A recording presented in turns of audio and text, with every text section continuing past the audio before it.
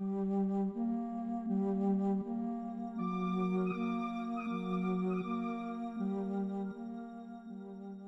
the 1st of December 1987, retired police officer Philip Spencer walked alone across the mist-shrouded Ilkley Moor in Yorkshire.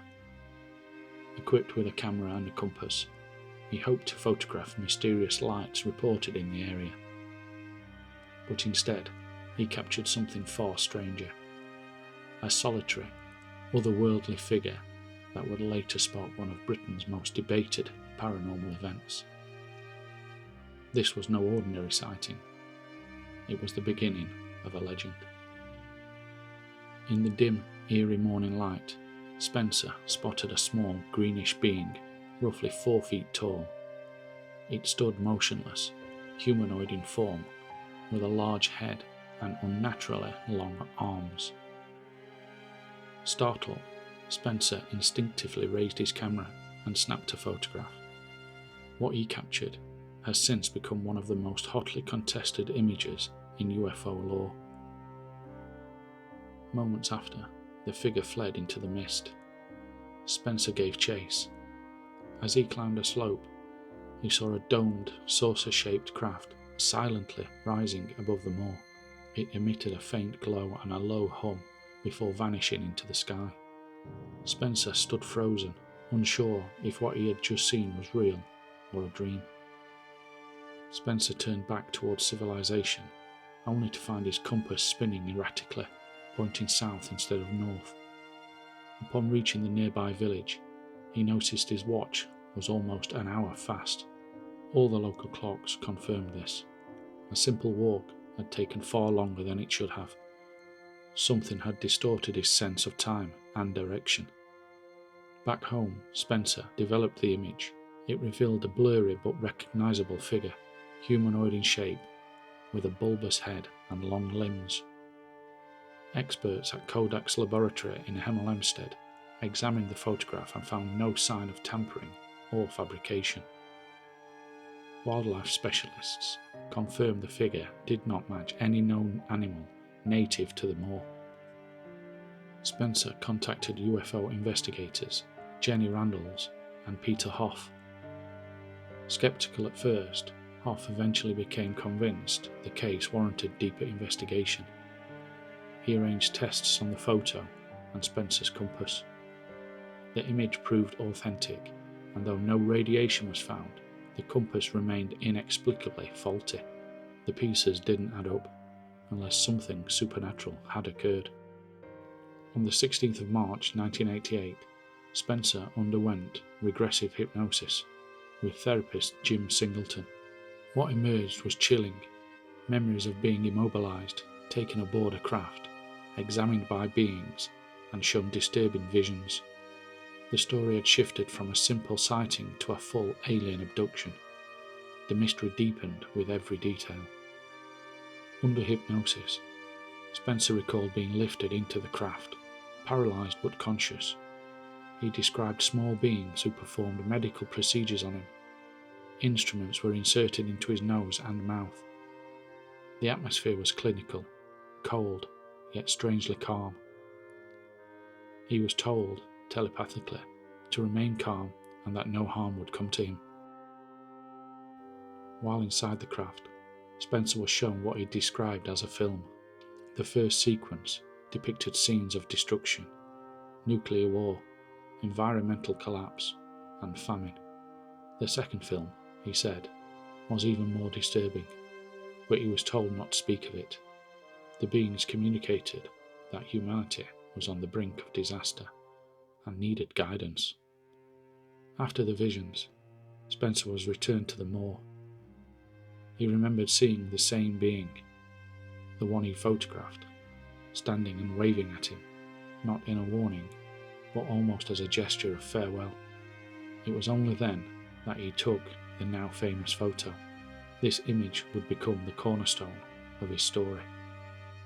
The photograph was quickly published, including a notable feature in the Yorkshire Post under the headline, "When Ilkley Moor became an alien landing site." It stirred national attention, and soon featured in UFO journals and paranormal programs across Britain. Public interest soared, and so did skepticism.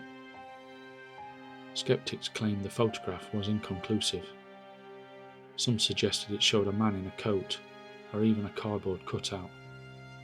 They questioned why Spencer didn't photograph the craft itself. Others doubted the hypnosis, but despite this, no one could fully explain the broken compass, the missing time, or Spencer's visible distress. Ilkley Moor has long been a hotspot for unexplained phenomena. Over the years, hikers and locals have reported strange lights in the sky, humming sounds, and ghostly shapes. Spencer's encounter wasn't the first, and wouldn't be the last. His account joined a broader tapestry of supernatural lore surrounding the moor. The moor is home to prehistoric stone carvings, including the swastika stone and cup and ring marks dating back thousands of years. Some believe these are evidence of ancient contact or spiritual gateways.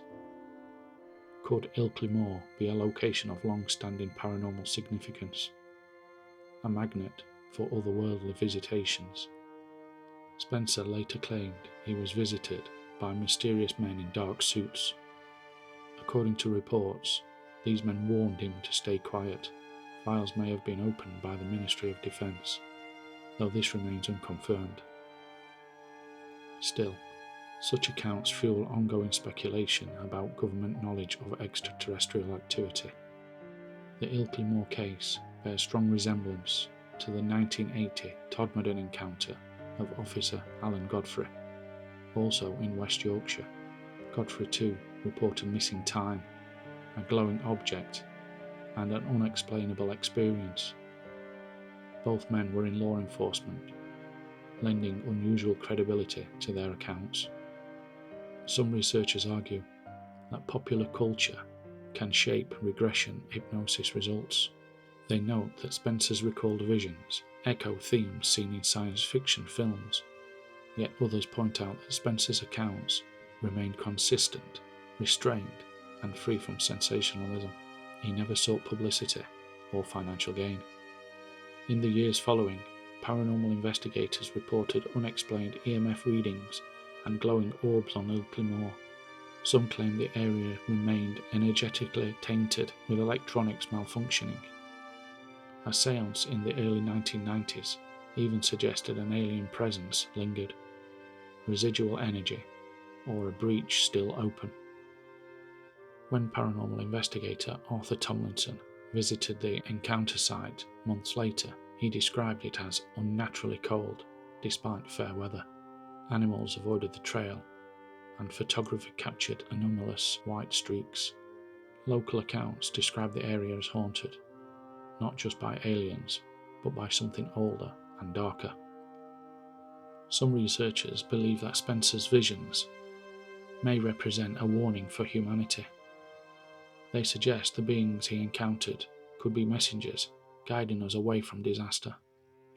The disturbing imagery shown to Spencer has been interpreted by some as prophecy, signs of war, environmental collapse, and social decay. In these interpretations, Ilkley Moor becomes more than just a remote landscape. It becomes a place where powerful messages are revealed. Nick Pope, former head of the UK's UFO desk at the MOD, has referenced the Ilkley Moor case as one of Britain's top 10 most credible alien encounters. The mix of photographic evidence, missing time, and credible witness testimony makes it hard to dismiss, even decades later. There are no hospital records showing Spencer sought medical attention, no radiation anomalies were found, but the emotional toil, the broken compass, and the hour of missing time remain unexplained. These small inconsistencies, paradoxically, make the story harder to debunk. Some researchers point to Ilkley Moor's position along ancient alignments known as ley lines, paths believed to carry natural energy. These lines often connect prehistoric sites and places of mystery. There are theories that such locations act as gateways for unexplained phenomena, whether alien, spiritual, or dimensional. With its ancient stones and long history, Ilkley Moor is seen by many as a crossing point between worlds. Today, Ilkley Moor attracts ghost hunters, ufologists and thrill seekers. Night walks retrace Spencer's path. Groups report EMF spikes, sudden chills, and lights moving without source. Though anecdotal, these experiences feed the legend and reinforce the belief that something still haunts the moor. Philip Spencer never sought fame. His quiet demeanour and reluctance to exploit his story have made many reconsider their skepticism. Whether alien abduction, spiritual vision, or psychological break, his experience transformed Ilkley Moor into one of the UK's most enduring supernatural mysteries. Spencer's most disturbing realisation was a loss of time. His watch was fast by nearly an hour. Local clocks confirmed the discrepancy. What should have been a short morning walk had inexplicably swallowed 90 minutes. The missing time is a hallmark of abduction experiences, often tied to memory suppression or altered state of consciousness. Missing time appears in many famous UFO cases: the Hills in the US, Travis Walton, and Alan Godfrey in Todmorden. Witnesses are often left confused, unable to account for hours of their lives. Spencer's story aligns with this pattern, placing his case firmly within the global framework of alien abduction phenomena. Only through regression hypnosis did Spencer recall what had occurred during the lost hour. Whether these memories are repressed trauma or artificial implants, they follow a consistent structure: paralysis, transportation, medical examination, and visionary experience. These moments filled the gap and intensified the mystery. After the incident, Spencer experienced nightmares, anxiety, and recurring images of the encounter. He was disturbed by flashes of light and unexplained dread. These symptoms, similar to PTSD, suggest a real and traumatic psychological impact, whether caused by aliens, psychological breakdown, or something stranger. To this day, Spencer's story has never been conclusively explained. He lives quietly, avoiding media, but the mystery of Ilkley Moor continues to intrigue believers and skeptics alike.